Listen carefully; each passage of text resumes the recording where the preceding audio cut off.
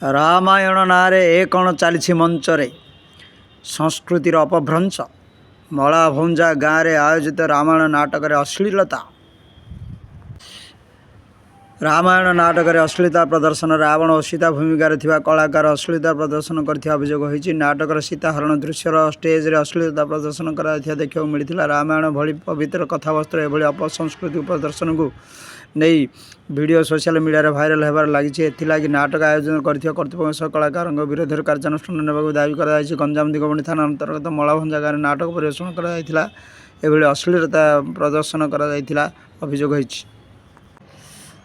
ଏଥିରେ ଦୁଇ ଦଳ ମଧ୍ୟରେ ପ୍ରତିଯୋଗିତା ହୋଇଥିଲା। ପ୍ରତିଯୋଗିତା ଲାଗି ସଂସ୍କୃତିକୁ ଭୁଲି ଅଶ୍ଳୀଳତା ପ୍ରଦର୍ଶନ କରିଥିଲେ ଦୁଇ ନାଟକ ସଂଗଠନର କଳାକାର। ନାଟକ ମଧ୍ୟରେ ଏକାଧିକ ଥର ଆଇଟମ୍ ଗୀତ ପ୍ରଦର୍ଶନ କରାଯାଇଥିଲା।